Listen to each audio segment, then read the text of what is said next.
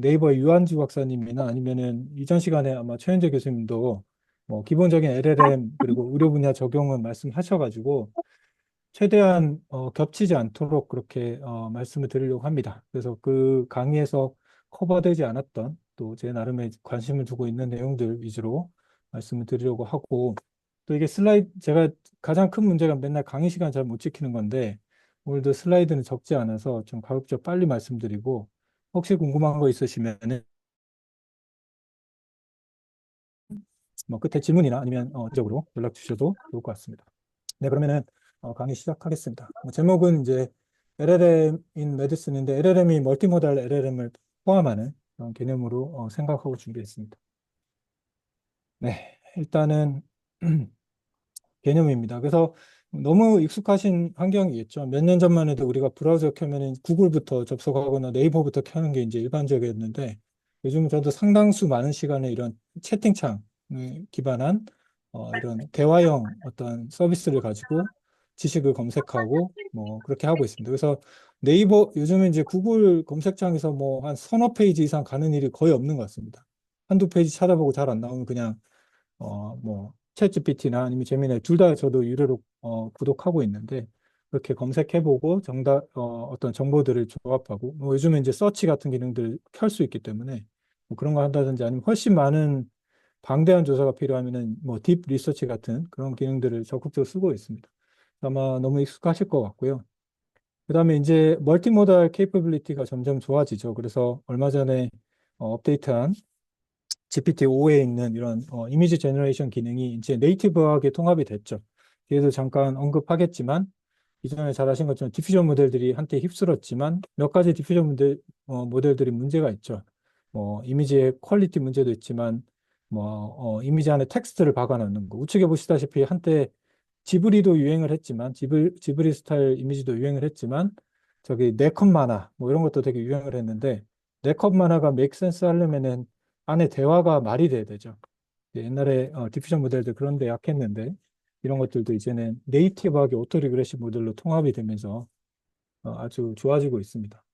그래서 뭐 샘 알트만은 앓는 소리를 했죠. 그래서 뭐 한 달 만에 모인 사용자가 하루 만에 모일 정도로 히트를 쳤고 뭐 GPU가 녹아나고 있다. 뭐 이런 이야기도 하고 그다음에 뭐 GPU가 지브리 프로세싱 유닛이냐 뭐 이런 말까지 있을 정도로 상당히 핫한 그런 상황이었습니다. 그리고 이제는 비디오 제너레이션도 상당한 퀄리티에 올라왔고 최근에 뭐 구글에서도 딥마인드에서 만든 VO2 같은 것들도 나오고 이제 편집 기능까지 강화되면서 아마 앞으로 컨텐츠를 제너레이션 하는 데는 어마어마한 변화들이 또 있을 것 같습니다.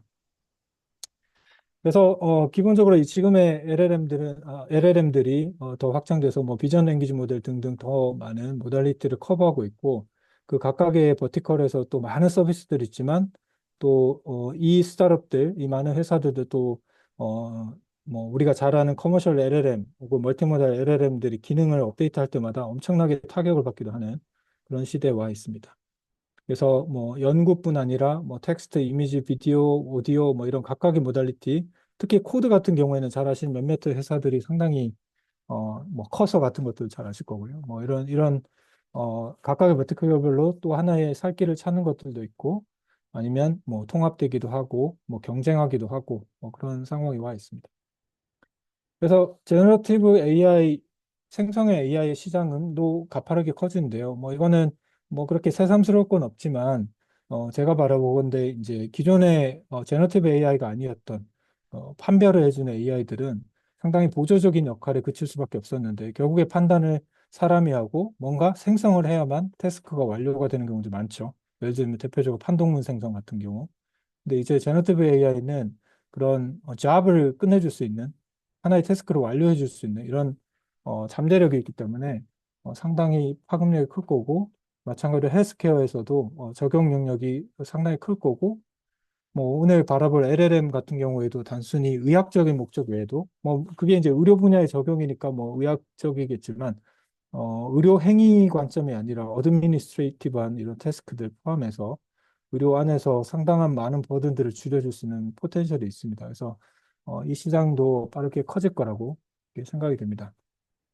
그래서 과거에 이제 판별적 AI들이 입력이 주어지면 이게 뭔지, 뭐 개인지 고양인지 이게 일본어인지 영어인지 뭐 이런 구분해 주는 것들이었다면 이제는 데이터의 분포를 학습하고 그 분포를 바탕으로 새로운 샘플을 제너레이션 할 수 있는 이런 역량을 가지고 있는데 사실 이런 것들이 과거에는 불가능했냐? 뭐 많은 시도들이 있었죠. 근데 우리가 지금 다루려는 데이터의 디멘전이 워낙 크고요. 뭐 예를 들자면 손톱만한 썸네일 이미지도 몇만 차원의 그 데이터인데 우리가 뭐 한 장짜리 A4 한 장짜리 문서는 도대체 얼마의 차원을 가진 데이터일 거냐?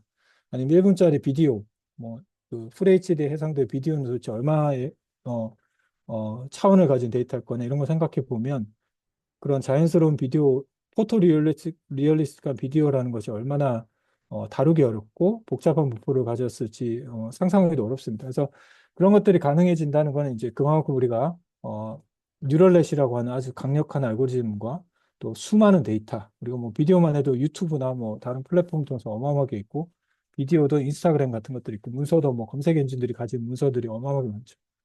그래서 그런 수많은 데이터와 또 GPU 그리고 이런 뉴럴넷이 가진 파워를 바탕으로 이제는 이런 트루 데이터 디스트리뷰션 어느 정도 어프락시메이트 할 수 있는 이런 시점에 와 있습니다. 뭐 많은 알고리즘들이 있죠. 뭐 이미지 같은 경우는 겐도 있고 디퓨전 모델도 있고 최근에 다시 오토 리그레션 모델도 있고 뭐 텍스트 같은 경우도 전통적으로 뭐 HMM이나 레커런 뉴럴넷도 있다가 요즘은 이제 트랜스폼으로 통합되는 뭐 이런 것처럼 알고리즘은 다양하지만 궁극적으로 우리가 지향하는 바는 어, 진짜 데이터의 분포를 묘사하는 분포를 우리가 예측하고 거기서 샘플링 함으로써 쓸만한 가짜 데이터를 만들어내는 이런 과정입니다. 그래서 이것도 하루아침에 나온 건 아니고 사실은 이제 말씀드린 것처럼 이미지 제너레이션, 텍스트 제너레이션 뭐 이런 것들이 이제 쭉 각 분야에서 발전을 하다가 그 구글에서 만든 트랜스포머 덕분에 2017년도쯤에 나온 트랜스포머 덕분에 이 많은 것들이 이제 통합이 되고 이런 성능뿐 아니라 뭐 많은 애플리케이션들도 이렇게 생겨나고 있습니다. 그래서 오토 리그레시브 모델이라는 거는 기존에 그러니까 시퀀셜 데이터를 다루기 위한 대표적인 방법들이 이제 레커런 뉴럴넷과 그다음에 트랜스포머 이런 것들이 있을 텐데 레커런 뉴럴넷은 잘 아신 것처럼 이제 시계열 데이터를 인공신경망으로 뭐 그 이전에는 뭐 HMM 같은 것들 뭐 마코브 어쌔션에 의존한 그런 것들이 있었지만 사실은 이제 여러 가지 그 디펜던시가 커짐에 따라서 파라미터가 뭐 기하급수로 늘어나고 등등의 여러 가지 비효율적인 문제 때문에 정해진 숫자의 파라미터로 임의의 길이를 학습할 수 있는 이제 레커런 뉴럴이 나왔지만 얘도 잘 아신 것처럼 뭐 베니싱 그레디언트나 익스플로딩 그레디언트 문제 때문에 아주 롱텀 아주 긴 이런 시퀀스를 학습하는데 어려운 점이 있죠. 물론 그 이후에 LSTM 같은 것들이 나와서 많은 커머셜 애플리케이션들 뭐 번역이라든지 아니면 뭐 비노에서 만든 딥카스 같은 경우에도 그 생체 실험 바탕으로 예측하는 것도 이제 LSTM 기반이니까요. 그런 많은 리어월드 애플리케이션들이 있긴 합니다. 근데 여전히 뭐 멀티모달한 능력이라든지 아니면 아주 긴 시퀀스에 대해서는 우리가 지금 다루려는 거는 이제 길면은 최근엔 뭐 10밀리언짜리 컨텍스트까지 써야 되는데 이런 것들 학습하는데 대단히 비효율적이죠. 왜냐하면 시퀀셜하게 데이터가 들어가고 그다음에 데이터가 순서적으로 바라볼 수 있기 때문에 간접적인 방식으로 바라보기 때문에 정확도에도 한계가 있을 수밖에 없습니다. 그래서 그런 걸 깨기 위해서 나온 것이 이제 RNN 베이스드 모델 대비 이제 트랜스포머라고 하는 뭐 트랜스포머는 이제 말 그대로 변압기 같은 거. 뭐 제가 이해한 게 맞다면 트랜스포머가 그 우리 영화 트랜스포머 로봇 말하는 게 아니라 변압기 뭐 옛날 도란스라고 했던 거 그거를 의미한다고 저는 생각하고 있고요. 그래서 토큰이 들어가서 토큰이 나오는 거죠. 그래서 얘는 특징이 모든 토큰들이 입력 단위가 동시에 들어가고 그다음에 이제 인코더들은 그 들어온 토큰들을 셀프 어텐션이라고 동시에 들어온 것들이 서로가 서로를 다 쳐다봅니다. 옆에 있는 나랑 같은 반에 있는 애들을 다 쳐다봐가지고 내가 이 반에서 어느 정도쯤 되느냐, 내 위치가 뭐냐, 내가 할 역할이 뭐냐, 뭐 등등. 그러니까 자기 존재에 대해서 좀 더 잘 이해하게 되는 거죠. 자기 자신에 대해서. 그렇게 이제 해서 어, 본인에 대한 그 표현을 얻어내는 레프레젠테이션을 잘 얻어내는 게 이제 인코더의 역할이 되겠고 그 얻어낸 그 표현을 바탕으로 뭐 새로운 걸 생성해낸다. 예를 들어서 번역이면 이제 번역된 결과들을 하나씩 생성해내거나 아니면 뭐 이런 인코더 기능 없이도 들어온 입력에 대해서 스스로 결과를 만들고 그 결과를 다시 입력을 받아서 뭐 다시 결과를 새로 만들고 하는 이런 역할을 하는 디코더. 이 두 가지가 이루어져 있습니다. 그래서 옆에 보시는 우측에 있는 일종의 완전체 트랜스포머가 이렇게 생겼고요. 포인터를. 네. 네, 그렇고 이 부분이 이제 인코더 파트가 되어 있고 이 부분이 이제 디코더 파트가 되겠습니다. 그래서 인코더 파트는 이제 이 얘네들을 각각 따로만 떼서도 인코더 온리 트랜스포머도 이제 쓸만하고요. 그 자체로도 입력에 대한 좋은 표현을 얻어낼 수 있기 때문에 많은 의학적 다운스트림 태스크들, 뭐 이 환자에 대한 예후를 예측한다든지 아니면 뭐 재입원, 사망 뭐 이런 것들 예측하는데도 쓸 수 있죠. 환자의 의무 기록, 클리니컬 레코드를 바탕으로 뭐 그런 것들 예측하는데 충분히 쓸 수 있고요. 아니면 디코더 파트는 이제 하나를 출력하면 그걸 다시 입력으로 집어넣고 기존의 입력과 같이 합쳐가지고 새로운 걸 얻어내는 오토 리그레시브하게 리그레션을 하는데 예측된 이전의 출력 값을 다시 입력으로 쓰는 방식으로 계속 돌아가는 이런 두 가지로 되어 있고 이 디코더 파트를 떼가지고 우리가 이미 학습된 경우에 제너티브 프리트레인드 트랜스 아이고 오타가 있네요. 트랜스포머라고 이제 이렇게 부릅니다. 아이고, 이게, 잠시만요. 이게 목소리가.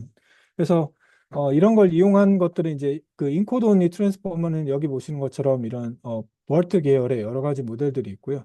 여기 보시는 바이오 버트, 뭐 클리니컬 버트 이런 것도 있지만, 여기, 게이터 트론이라고 해서, 아마 플로리다 대학에서 만든 모델일 겁니다. 여기서, 수많은 데이터를 바탕으로 여러 가지 태스크들 적용을 했을 때, 특히 이제 의학적인 의미를 가진 여러 가지 태스크에 대해서 성능이 꽤 좋다. 뭐 이런 것들을 보였고요. 아니면 네이처에도 네, 이게 아마 레코드가 된 게 나오네요. 그래서 쟤도 마찬가지로 여기 보시는 것처럼 똑같이 마스크드 오토 인코더 방식 그러니까 입력값 중에 일부를 삭제하고 걔를 맞추도록 하는 그런 태스크들을 우리가 문제를 얼마든지 낼 수 있죠.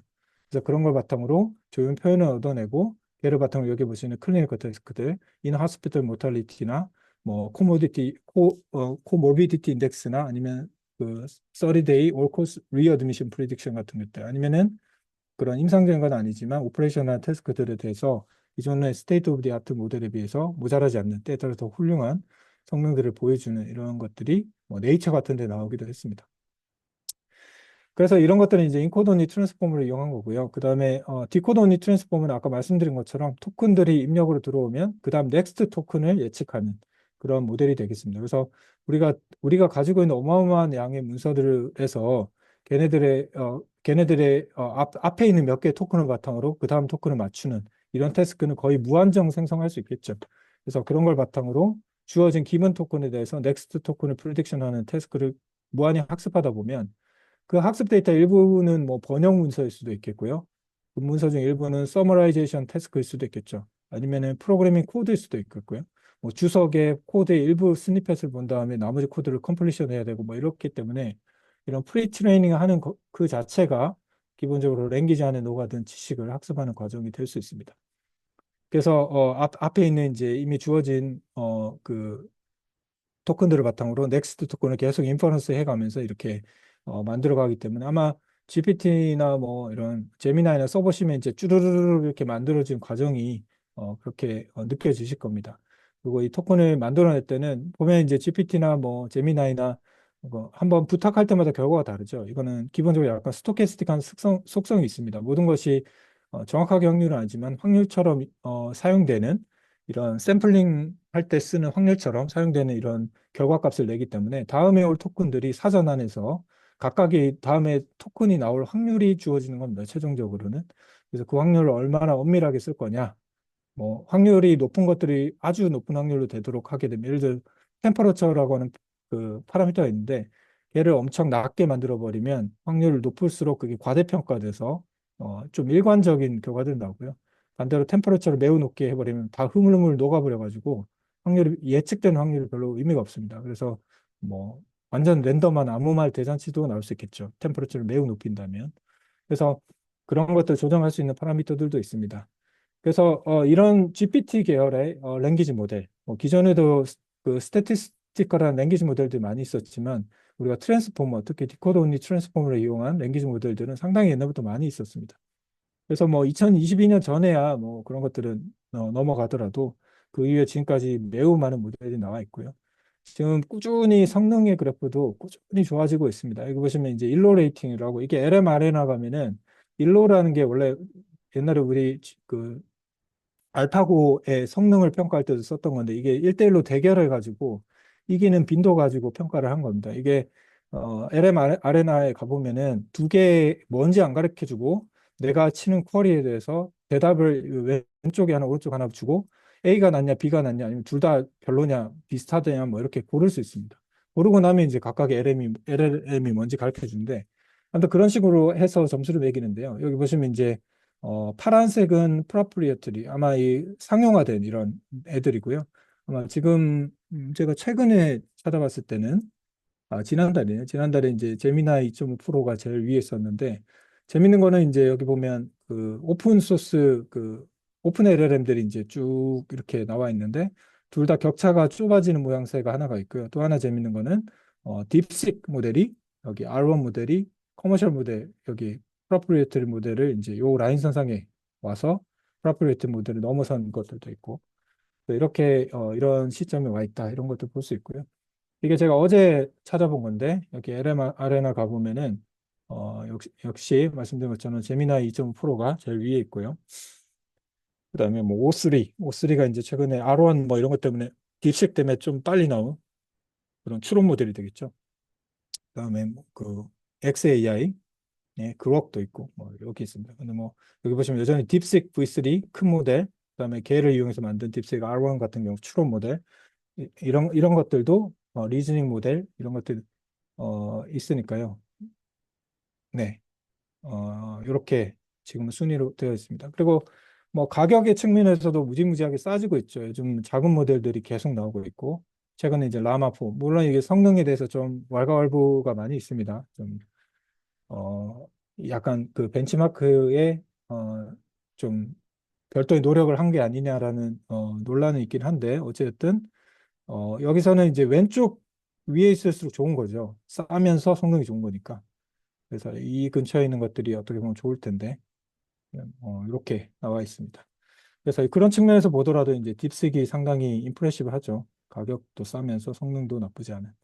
뭐 GPT 4.5 같은 경우에는 GPT 계열들은 이제 비싸고 성능 좋죠. 뭐 이런 그런 상황에 와 있습니다. 그리고 이제 LLM들이 이제는 뭐 튜닝 테스트를 통과했다. 그래서 이 페르소나에 대해서 어떤 프롬프트를 준 다음에 이게 10대 무슨 인터넷에 뭐 이렇게 되게 익숙하고 뭐 최신 트렌드에 민감한 뭐 어떤 애다 뭐 이런 식으로 페르소나를 추구하는 거거든요. 옛날에 뭐 유진 구스만 뭐 이런 것도 논란도 있었는데 아무튼 그런 페르소나를 지정해 준 경우에 보면은 GPT 4.5 같은 경우에 상당히 사람으로 오인하는 비율이 높아서 50% 훨씬 넘기 때문에 뭐 튜링 테스트를 통과했다 까 이런 겁니다. 그래서 사람이 이런 A와 B랑 한 5분 정도 대화해보고 뭐가 사람 같냐 이렇게 맞추는 거거든요. 맞췄더니 GPT 4.5 페르소나는 훨씬 네 페르소나 있는 것은 훨씬 성능이 좋다. 그냥 일반적으로 페르소나 지정 안 하고 그냥 넌 챗봇이야 이러면 이제 별로 좋진 않죠. 아무튼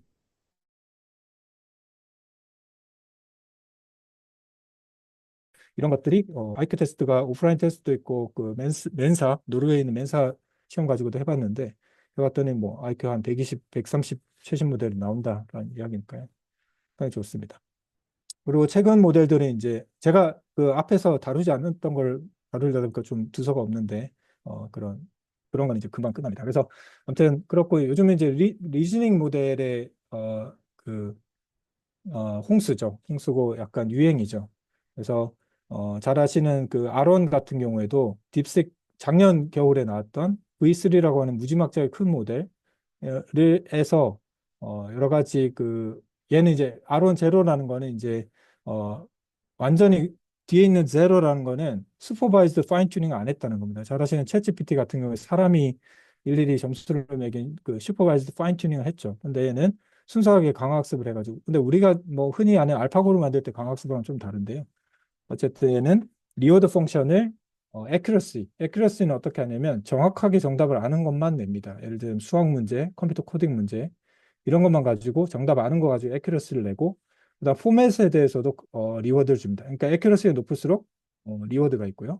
포맷에 대해서 리워드를 주는데 포맷은 중간에 뭐 thinking 같은 태그들을 잘 만들어내야 됩니다. 그러니까 생각하면서 풀어야만 점수를 더 주는 거죠. 그러니까 당연히 잘할 수 있게 되고 얘는 내부적으로 뭐 알고리즘적으로 보면 이제 그룹 렐러티브 이런 팔러시 옵티마이제이션 같은 걸 하는데 이거는 다른 게 아니라 별도의 크리틱 같은 뭐 크리틱이 때에 따라서 LLM이거든요. 무지막지하게 큰 모델입니다. 그래서 점수를 부여하는 걔를 별도로 만든 게 아니라 지가 이런 점수 있죠. 방금 말씀드린 두 가지 점수 이런 걸 합산한 것들을 점수로 내고 상대적인 점수를 최적화하도록 합니다. 그러니까 절대적인 점수를 해버리면 몇 점이 좋은 거냐부터 해서 뭐 점수가 너무 커버리면 걔 너무 디펜드해져서 막 모델이 일로 산으로 갈 수도 있잖아요.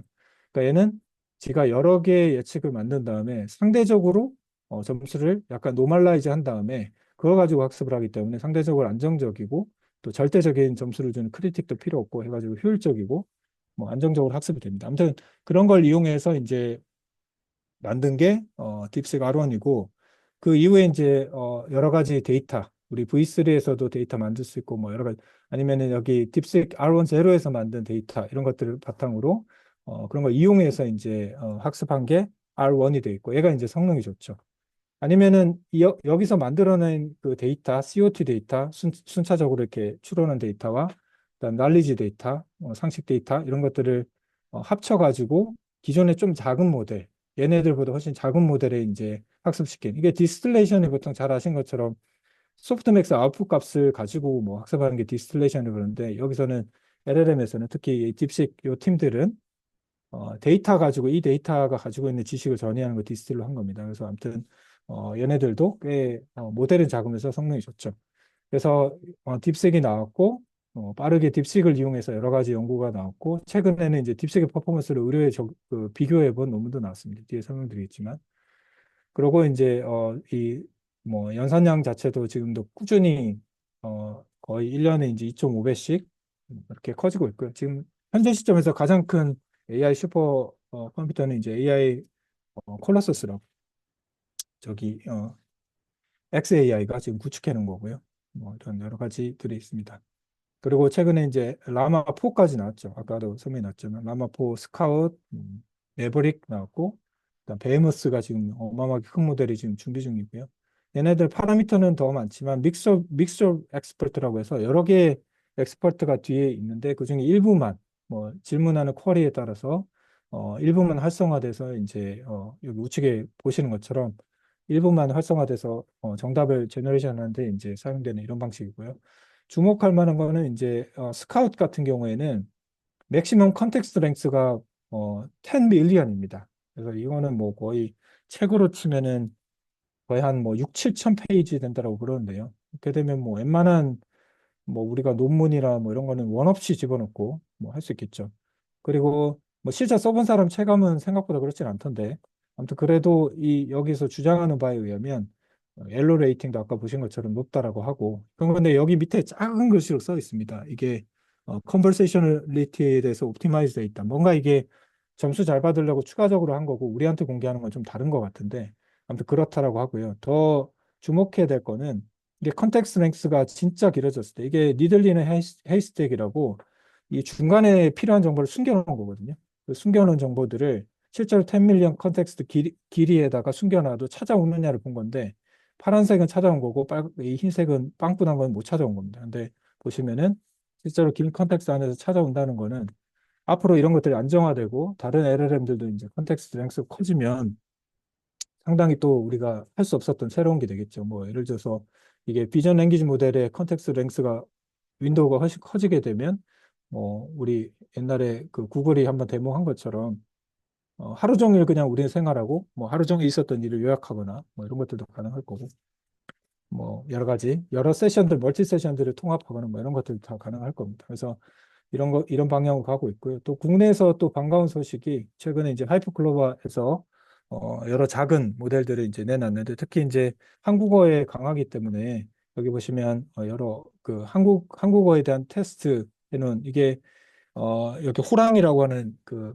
벤치마크가 있는데요. 거기서 봤더니 뭐 라마라든지 뭐 작은 모델들 사이에서는 뛰어납니다. 물론 이제 절대적인 성능은 여전히 우리가 앞서서 본 여러 모델들에서 좀 낮지만 그래도 이 정도 모델의 규모에서는 특히 한국에서는 상당히 강점을 가지고 있기 때문에 의료 데이터를 다루더라도 뭐 한국어 상담이라든지 뭐 우리 EMR 중에 한국어 막 섞여 있고 이런 거는 어쩔 수 없이 기존의 LLM들이 한계가 많이 있는데 아니면 뭐 파인 튜닝을 열심히 해야 되는 거죠. 근데 이런 것들이 있고 특히 뭐 0.5B 이런 거는 온 디바이스에서 뭐 엣지 디바이스에서 쓰기 상당히 좋겠죠. 그러면 뭐 인터넷이 잘 안 된다든지 아니면 더 리소스가 한계가 있는 그런 상황에서도 어느 정도 우리가 수준의 모델들 쓸 수 있다는 게 좋고 또 이게 오픈 소스입니다. 그래서 더 반가운 소식이죠. 그래서 이런 것들이 상당히 저는 의미 있다고 생각이 되고 이런 거 바탕으로 많은 앞으로 연구들이 있지 않을까 합니다.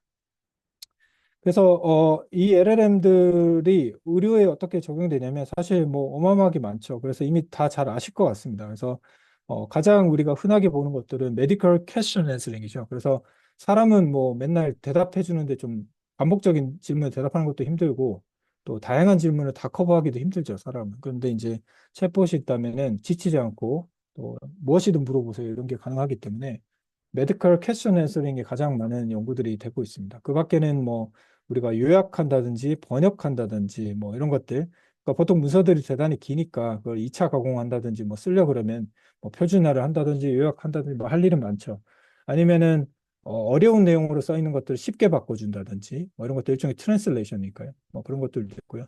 아니면 문서를 아예 제너레이션 하는 거 있는 문서를 변형해 준 거 말고 제너레이션 해주는 것도 가능합니다. 뭐 여러 가지 환자가 입원해서 뭐 응급실 같은 데 와서 했던 왜 왔고 뭐 문진부터 해가지고 왜 왔고 검사했고 뭐 검사 결과는 어떻고 왜 퇴원해야 되고 뭐 퇴원 이후에 인스트럭션은 어떻고 뭐 이런 거라든지 아니면 이 인폼 컨센트도 제가 볼 때는 일종의 트랜슬레이션 같긴 하지만 아무튼 이런 그 문서를 새롭게 생성해내는 뭐 이런 태스크들도 있습니다. 그래서 기본적으로 랭귀지를 바탕으로 할 수 있는 뭐 버벌한 어떤 커뮤니케이션이나 아니면 랭귀지로 되어 있는 더큐멘트에 대해서는 여러 가지 태스크들이 당연히 가능합니다. 그래서 맨 처음에 나왔던 이런 이미 아주 오래된 연구 같지만 불과 2년 전에 나왔던 논문이 이런 레디올로지의 캐스톤 앤서링한 거. 레디올로지에 있는 이때는 GPT-4V도 아니었기 때문에 비전 기능도 없었기 때문에 그냥 말로 설명된 환자에 대한 백그라운드와 레디올로지컬한 파인딩을 바탕으로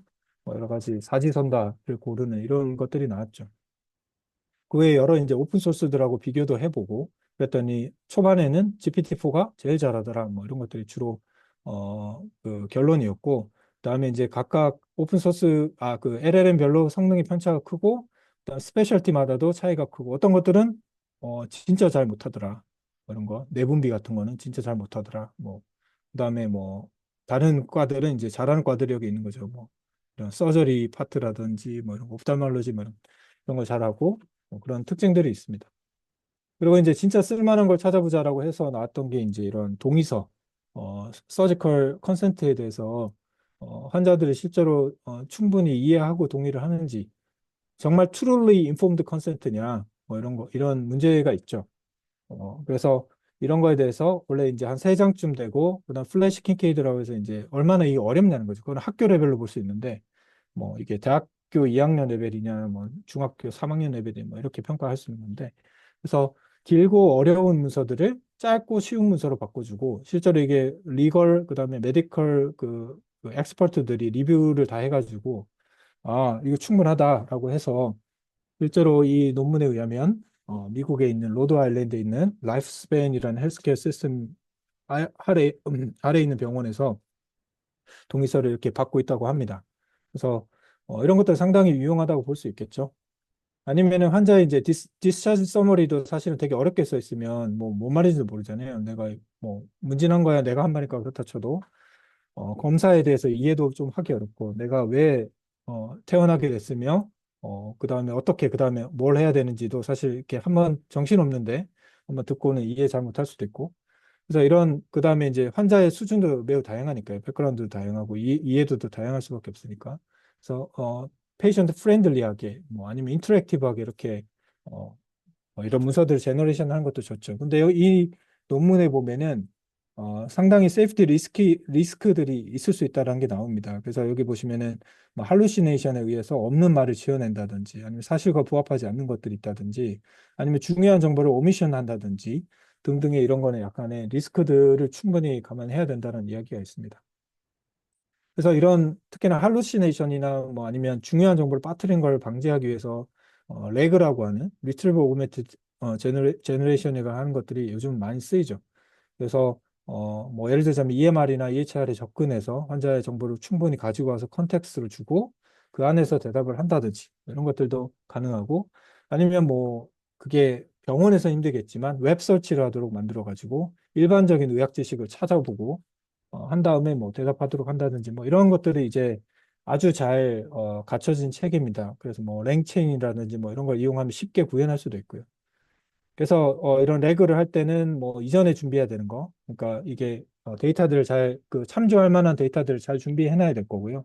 그다음에 필요한 정보들 찾아올 수 있는 프로토콜들도 마련해야 될 거고, 그다음에 찾아올 때는 정보들이 잘 준비돼 있어야 되겠죠. DB와 잘 돼 있어야 될 거고, 그런 것들 해야 되고, 포스트 리트리버 찾아온 다음에 결합을 잘 해야겠죠. 그래서 그 결과들을 원래 LLM이 가지고 있던 그 케이퍼빌리티에 통합해서 새로 결과를 업데이트하는 이런 것 과정을 거치게 되고요. 레그램이 효과가 있느냐를 여러 연구들을 통해서 살펴보면 평균적인 오드 레이셔가 한 1.3쯤 된다고 합니다. 그 말은 이제 한 30% 정도 좀 더 쓸만하게 된다. 뭐 이렇게 단순해서 말씀드리면 그렇게 말씀드릴 수 있을 것 같습니다. 그러니까 여기 보시면 뭐 왼쪽으로 넘어가는 게 거의 없잖아요. 그러니까 좀 더 도움이 된다라고 이렇게 볼 수 있을 것 같습니다.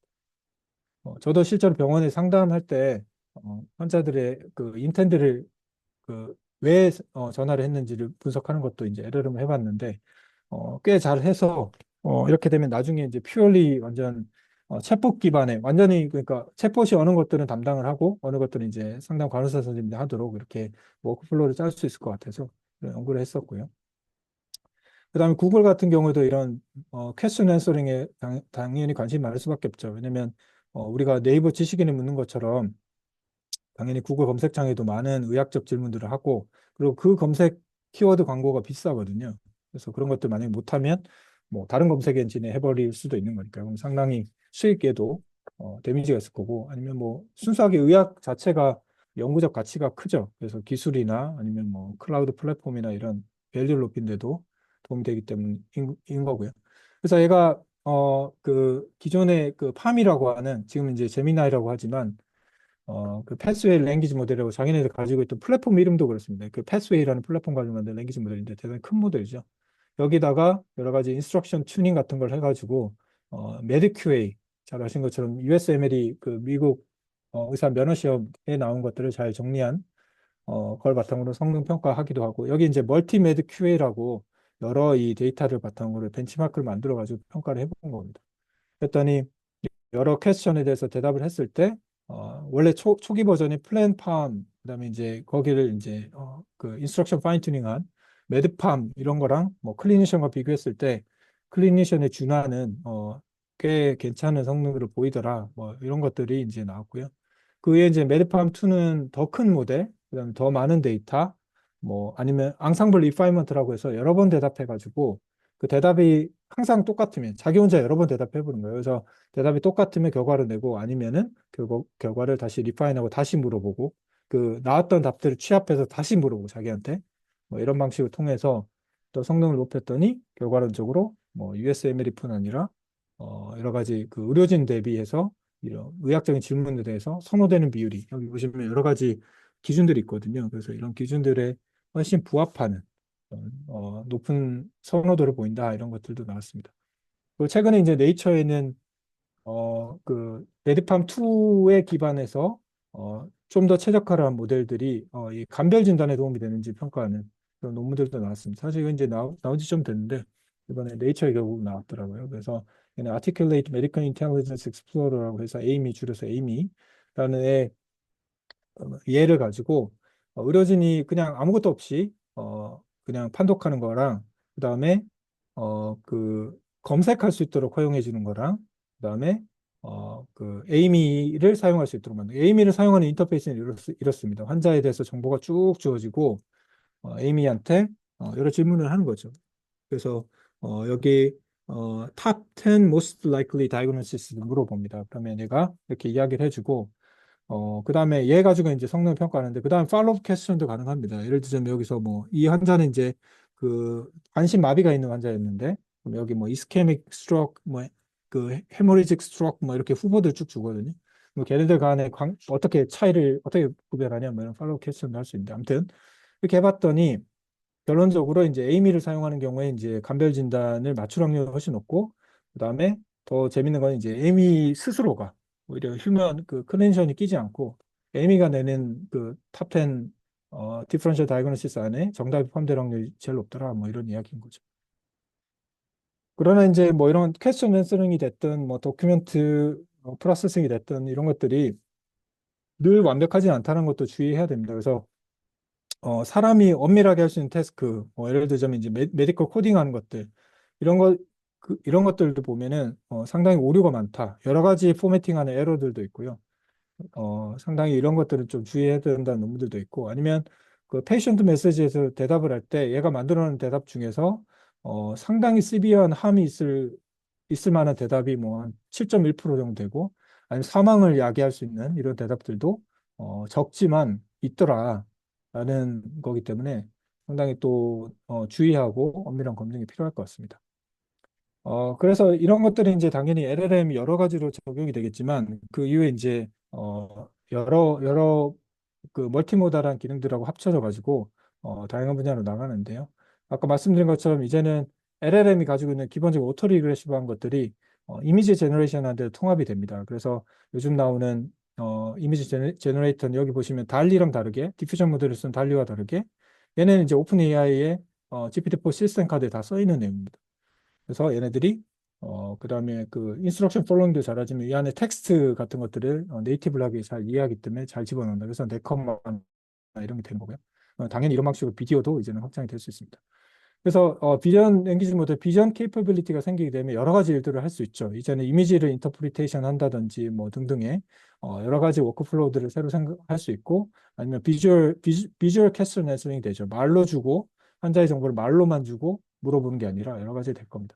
물론 그에 따라서 평가하는 것도 점점 복잡해지고 어려워질 수 있는데요. 그래서 그런 거 평가하기 위해서 비전 랭귀지 모델, 그 의료의 비전 랭귀지 모델을 평가하기 위한 여러 가지 벤치마크 데이터들도 요즘 많이 만들어지고 있고요.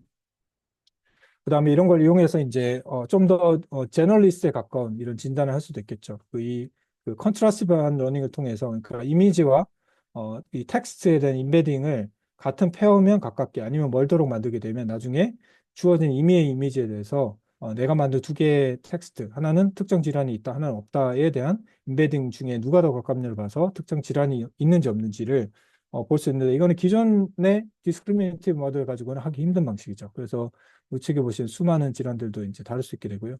아니면은 얘네들 이제 컨트라스티브하게 두 개의 모달리티 간에 이제 같으냐 다르냐 뭐 이렇게 그 파지티브 페어냐 네거티브 페어냐 이렇게 하는 거지만, 그냥 편하게 이미지 입력, 텍스트 출력, 이미지 인코더, 텍스트 디코더 이용해서 그냥 판독문을 제너레이션하는 것도 당연히 만들 수 있습니다. 그래서 이런 것들 이제 멀티모달한 데이터들을 이제 한 스페이스에서 다룰 수 있도록 하는 아키텍처적인 것들도 있고, 아니면 여기서 방금 사용된 이런 둘이 이제 컨트라스티브하게 프리트레이닝 하는 것들도 많이 쓰이거든요. 여기 갖다 쓰는데. 왜냐하면 두 개 서로 다른 월드에 있는 데이터들을 어쨌든 온라인을 시켜야 되기 때문에. 그래서 어쨌든 그런 방식을 통해서 이미지 집어넣으면 판독문이 나오고, 그 판독문은 뭐 레디올로지스트 선생님만큼은 아니지만 그래도 텔레 레디올로지보다는 품질이 더 좋더라 전반적으로, 뭐 이런 이야기도 있습니다.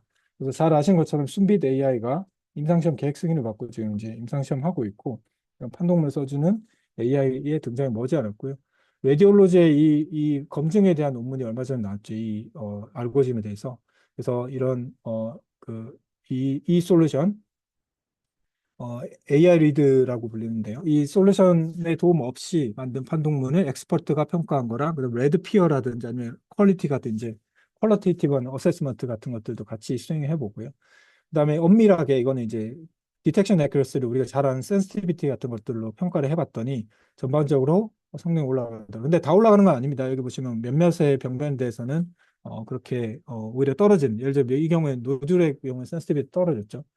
그래서 어쨌든 전반적인 도움이 된다라는 거고요. 뭐 비슷한 논문들이 네이처 메디슨에도 나왔습니다. 그래서 사람도 오류가 있고 AI도 오류가 있는데, AI가 초벌한 거를 사람이 곧 그 수정해 가지고 평가를 했을 때 가장 성능이 좋더라라는 이런 결과들. 그래서 가장 점수가 높죠. 전반적으로 많은 개선들이 있더라. 그러니까 AI 리포트만 보면은 사람들이 평가했을 때 별로 안 좋게 평가를 했는데, 클리니션이 AI 리포트를 수정해 가지고 최종 결과를 만드니까 네 명 다 클리니션이 그냥 혼자 만든 리포트보다 더 좋더라. 라는 드라마틱한 변화들이 있는 케이스들 있더라. 뭐 이런 걸 보면 이제 생성의 AI 시대도 여전히 AI 언론보다는 클린시엄과 AI가 같이 협동하는 형태가 더 좋더라 뭐 이런 이야기입니다.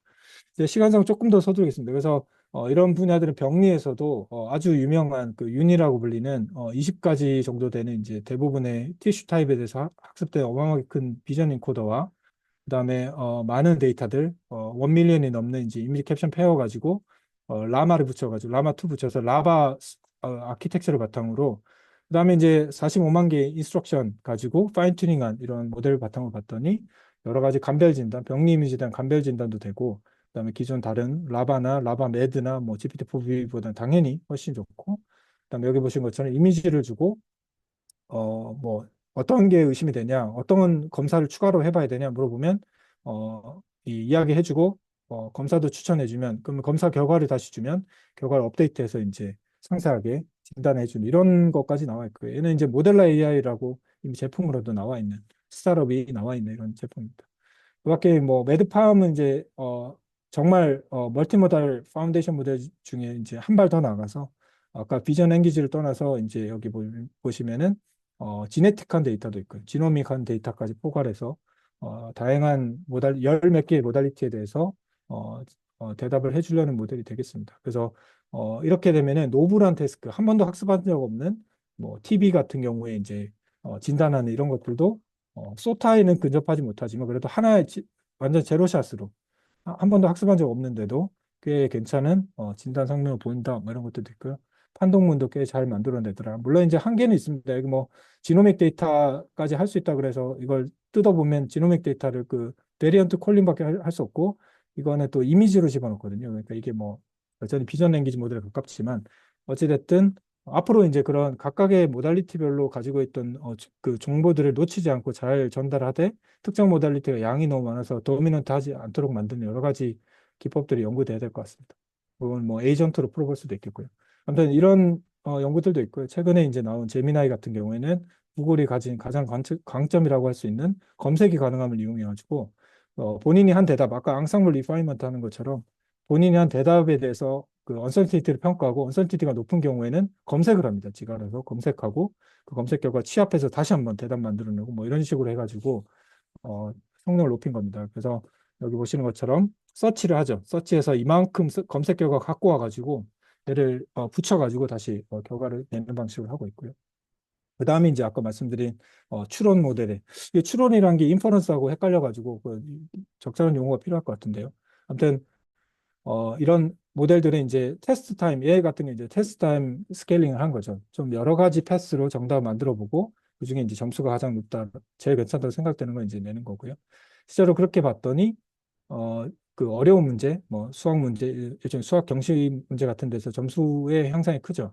그래서 실제로 봤더니 어려운 문제에 대해서 좀 그 단순히 이제 기억력이나 이런 정보만 있으면 할 수 있는 답이 아니라 좀 논리적인 생각이 필요한 의학적 질문에 대해서도 이 스트로베리가 5원의 옛날에 별명이었거든요. 그래서 스트로베리가 더 잘하더라라는 논문들도 있고 최근에 나온 이제 애니젠 클리니컬 패솔로지 컨퍼런스 문제에서도 5원이 더 잘하더라라는 논문들도 나오고 있습니다. 그리고 아직 이게 퍼블리시 되진 않았는데 더 반가운 소식도 있는데 딥식이 그 GPT-4.5처럼 커머셜 모델 대비해서 성능이 거의 비슷하더라. 근데 딥식은 완전 오픈 웨이트 모델이죠. 그래서 누구나 가져다가 쓸 수 있는데 이렇게 되면 병원에서는 GPT는 못 쓰지만 딥식은 쓸 수 있으니까 우리가 성능이 좋다는 게 누가 검증해 줬기 때문에 이런 걸 이용해서 다양한 애플리케이션이 병원에서 나올 수 있는 토대가 되기도 하고요. 마찬가지로 최근에 그 라마 4는 나온 지 얼마 안 돼서 못했지만 라마 3.1 가지고도 기존에 GPT 대비 비교를 해봤더니 라마 3.1이 꽤 쓸만하더라. 비교할 만큼 성능이 좋더라라는 결과들도 또 있습니다. 그래서 이런 결과들 최근에 이제 오픈 소스의 중요성과 더불어서 병원에서 실제 쓰려고 하니까 이제 이런 고민들을 하는 겁니다. 그래서 이런 것들도 있으니까 참고하시면 좋을 것 같고요. 그다음에 이제 드디어 이제 에이전트 시대로 가고 있죠. 그래서 뭐 MCP 같은 게 나와서 기존에 이제 그러니까 에이전트라는 거는 그냥 LLM은 LLM일 뿐이죠. 근데 LLM이 뭔가 문제를 던졌을 때 해결하기 위해서 지가 알아서 뭐 DB를 찾아본다든지 아니면 레그 같은 개념도 많고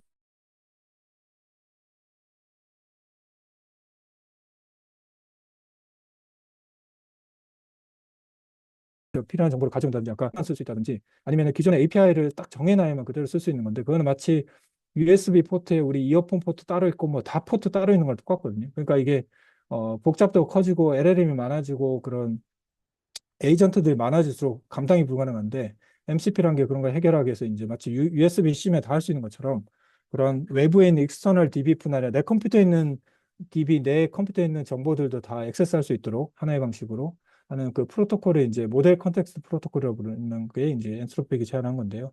구글이 그 이후에 이제 A2A라고 해서 에이전트끼리 직접 소통하는 것도 만들었죠. 이건 이제 하나의 LLM이라고 하는 이제 호스트에서 MCP 클라이언트를 통해서 이렇게 외부 정보에 접근하는 거지만 이제 에이전트끼리 직접 소통할 수 있다면 이제 다양한 일들이 더 많은 일들이 가능하겠죠. 그래서 여기 보시는 것처럼 그 에이전틱한 행위들이 실제로 가능한지를 봤습니다. 그래서 봤더니 실제로 이런 여러 가지 그 태스크에 대해서 환자의 EMR 뒤져가지고만 대답할 수 있는 그런 태스크들 쭉 시켜본 거예요. 시켜봤더니 여러 LLM 중에 성능을 봤더니 여전히 잘 못하는데요. 그래도 클로드가 70% 가까이 해내더라.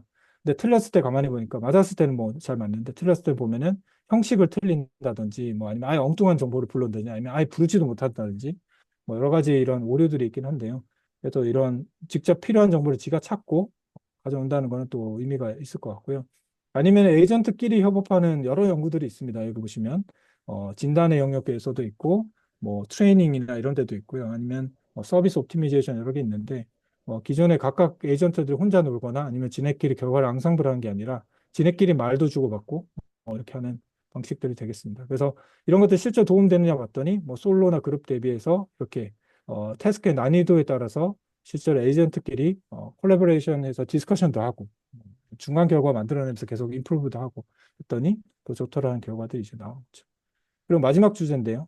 이 비전 랭귀지 모델이 더 나아가서는 이제 마지막 랭귀지 중에 하나인 뭐 로봇을 컨트롤하는 명령어들도 만들 수 있겠죠. 그래서 perceive하고 reason이라는 거 이거 인식하는 거 이제 잘하죠. 비전 랭귀지를 통해서. 그다음 reason은 COT 같은 거. 그다음에 이제 우리 리즈닝 모델 가지고 잘 하죠.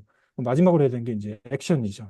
그래서 이런 액션을 제너레이션 액션에 영향을 줄 수 있도록 만드는 게 바로 뭐 흔히 요즘 말하는 피지컬 AI 뭐 이런 것처럼 어, 그런 거고요. 그래서 언어, 비전을 이제 집어넣고 만들어낸 게 로봇에 대해서 액션에 대한 명령어, 뭐 여러 액추에이터에 대한 뭐 포지션과 그다음 나가야 되는 디렉션 뭐 이런 걸 만들어낼 수 있겠죠. 그래서 이런 것들 요즘에 많이 나옵니다. 뭐 디퓨전 베이스드 모델도 있고 여기 완전히 오토 리그레시브한 이런 모델들이 나오는데 제가 볼 때 오토 리그레시브한 모델이 좀 재밌는 것 같고 실제로 이런 걸 이용해서 스크랩 너스 수술방에서 특정 뭐 이런 수술 도구를 집어가지고 말로 하면 옆에 딱 집어주는 거 있죠. 뭐 영화 많이 보시면 메스 이러면 이렇게 가져다 주는 이런 것들도 가능하고요. 실제로 여기 있는 기술들은 다 아시는 겁니다. 셈 가지고 여기 세그멘테이션 하고 손하고 여기 특정 장비 그 도구를 인식하고 위치를 알아가지고 이게 어디로 어떻게 움직여 가야 되는지를 보는 다 여기 컴포넌트들 다 아는 거죠. 이런 걸 이용해 가지고 실제로 하는 그 구현을 한 이런 논문들도 나온 것처럼 여기 보시면 이제 이런 로봇에다가 이렇게 했고 실제로 보면 이제 성공률이 거의 매우 높죠. 이렇게 하면 파인 튜닝을 하면 그래서 이런 것들이 이제 앞으로 많은 중요한 트렌드가 될 거라고 생각이 됩니다. 저도 뭐 이런 수수 관련된 여러 연구들을 하고 있고 궁극적으로는 이제 이런 VLA 관점에서 뭔가 재미난 애플리케이션들 찾아보려고 지금 서전 선생님들 앞서서 발표하셨던 운항기 교수님 포함해서 많은 분들하고 어, 고민하고 있습니다. 네, 시간상 뭐 이거는 거의 끝내야 될 것 같은데요. 여러 가지 테크니컬한 아니면 에티컬. 제가 최근에 이제 리뷰 페이퍼 쓸 일이 있어가지고 거기에 여러 가지 테크니컬한 챌린지나 에티컬한 챌린지를 나누는데 뭐 잘 아시는 내용일 거라서 넘어가겠습니다. 뭐 문제가 생길 때 책임을 누가 져야 되냐, 뭐 구현을 어떤 방식으로 해야 되냐, UI가 워낙 중요하니까요. 뭐 등등의 문제들이 있고 이런 것들을 많은 논문들에서 또 고려하고 있습니다.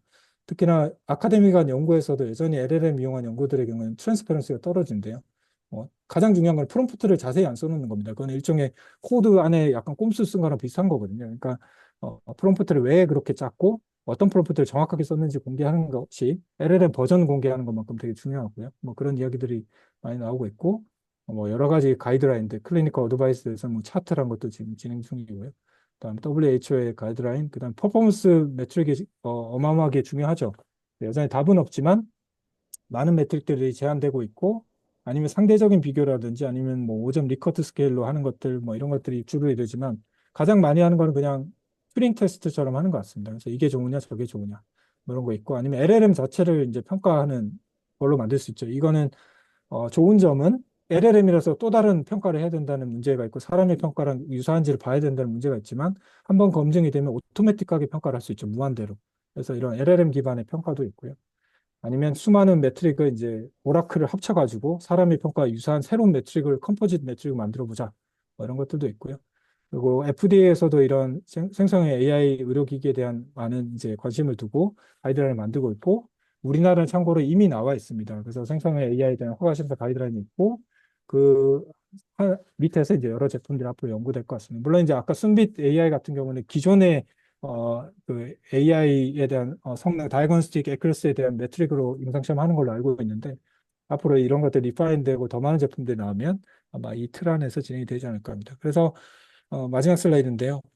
과거에도 이제 수백 개 AI들이 나와 있죠. 의료의 솔루션들이 있는데, 그런 것들이 각각 이렇게 역할을 하기에는 지금 실제로 뭐 300개 넘는 제품들이 있지만 실제 임상에 쓰는 것이 적고요. 저는 물리적인 시간도 필요하지만 뭐 비슷한 것들도 많고 기능적인 한계나 검증이나 성능의 한계도 있을 겁니다. 근데 앞으로 이런 비전 랭귀지 모델이나 아니면 더 나아가서 비전 랭귀지 액션 모델들이 실제적으로 여러 가지 우리 잡들을 일부분은 충분히 역할을 해주면서 앞으로 많은 변화도 있을 것 같고 지금 이제 시작인 것 같습니다. 그래서 앞으로도 아주 재밌는 시절이 오지 않을까 싶습니다. 네, 좀 너무 두서없이 빠르게 했는데요. 여기까지 말씀드리겠습니다. 혹시 질문 있으시면은 어, 지금 시간상 아주 많은 질문 못할 것 같지만 네, 질문 부탁드리겠습니다. 채팅창에 써주셔도 좋습니다.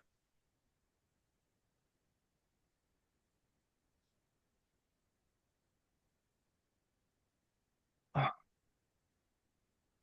네, 네. 안현순님께서 리즈닝은 논증으로 하자는 의견이 있습니다. 네, 뭐 이것도 하나의 저도 이제 들어본 바는 있는데 논증, 네, 논증도 추론만큼 어려운 표현 같긴 합니다만, 네, 알겠습니다.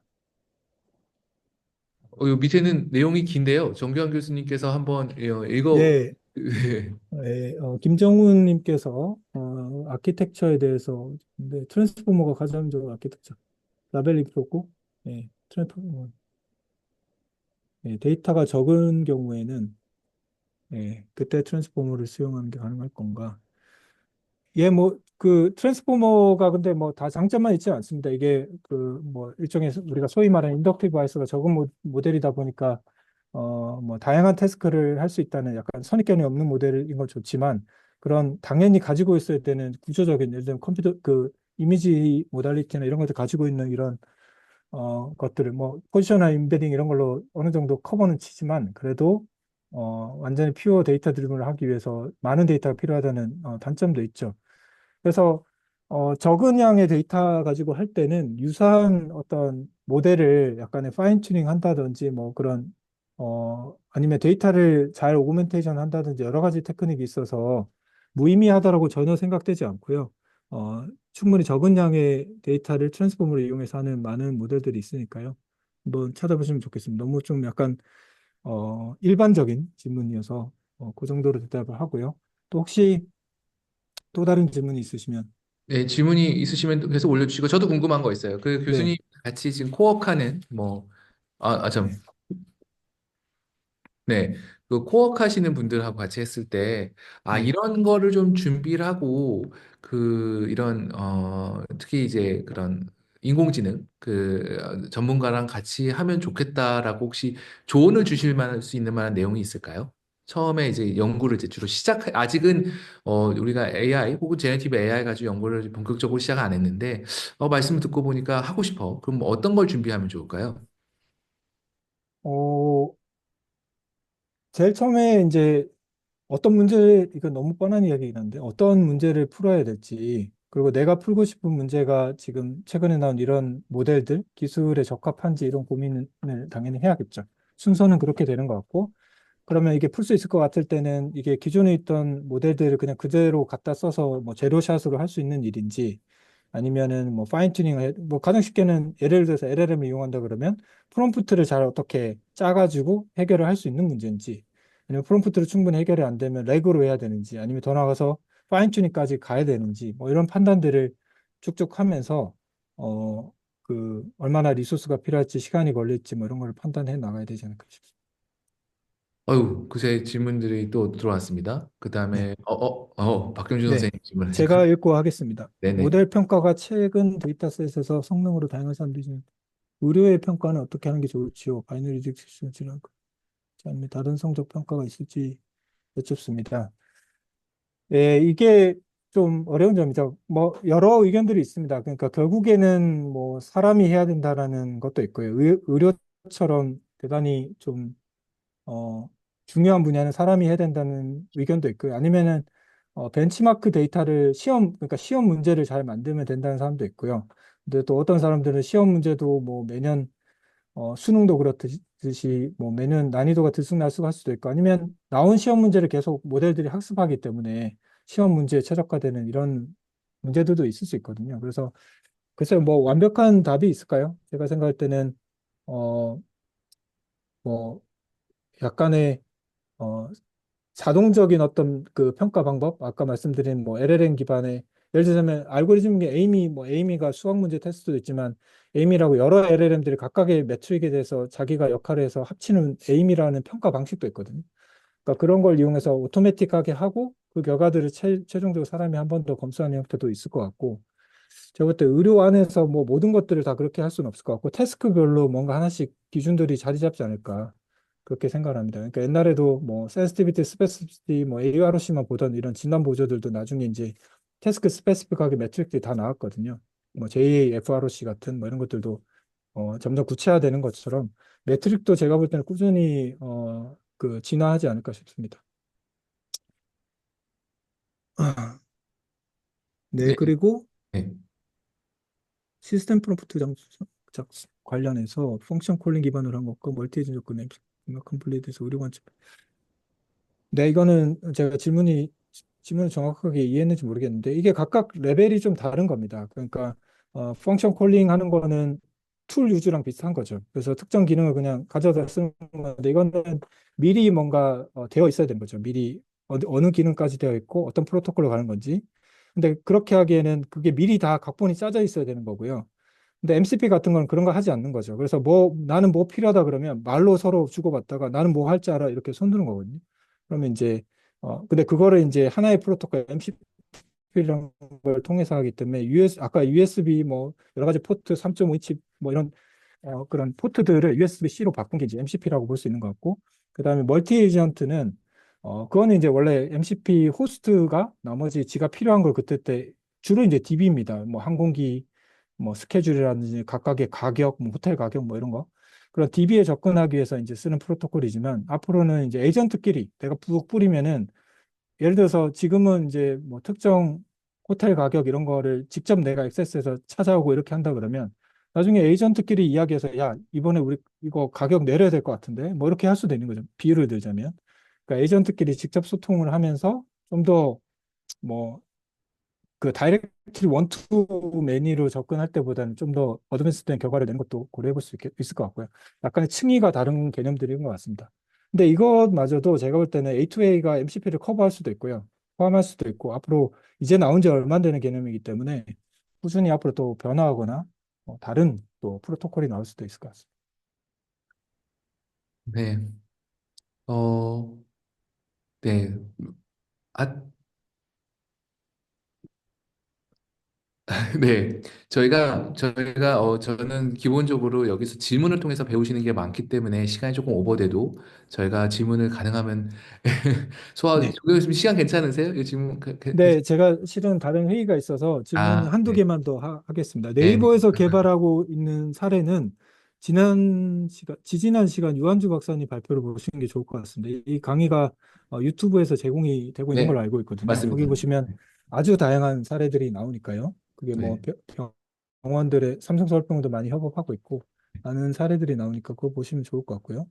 그다음에 전종훈 박사님의 질문은 어, 한국에서 LLM 연구 확산시켜 경쟁을 갖추기 위해서는 GPU 보유를 늘어난 게 우선일까요? 아니면 소형 모델 혹은 오픈웨이트 중심으로 아이들을 뭐 저는 당연하겠지만 둘 다 필요하죠. 둘 다 필요한데 의료 분야만 한정해서 생각한다면 제가 생각할 때 후자가 더 중요하겠죠. 지금 좋은 크기도 작으면서 오픈 소스이면서 우리가 당장 쓸 수 있는 모델들이 지금 이제 막 나오기 시작하는 시점에서는 너무 큰 문제를 한 방에 풀어가려고 하기보다는 지금 맞아요. 당장 내가 손에 쥐고 있는 문제, 또 빠른 시일 안에 풀 수 있는 문제를 풀어나가면 제가 생각할 때 스노우볼이거든요. 그게 한 번 되고 나면 우리도 경험이 생기고 여러 사람들이 경험이 생기고 그걸 지켜보는 사람들도 있기 때문에 더 많이 참여하면서 일이 점점 커지면서 이제 GPU 이런 클러스터가 필요한 일들도 이제 할 수 있게 되겠죠. 그리고 우리나라가 앞에 있는 거를 무한정하기에는 여전히 어려운 점들이 많을 것 같습니다. 그래서 우선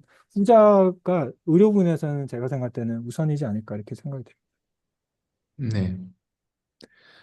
저도 궁금한 게 많지만, 저희가 또 다른 일정이 있다고 그러셔서, 그리고 원래 시간 약속한 게 여기까지여서, 일단은, 여기까지 오늘 일단 마무리해야 할 것 같고요.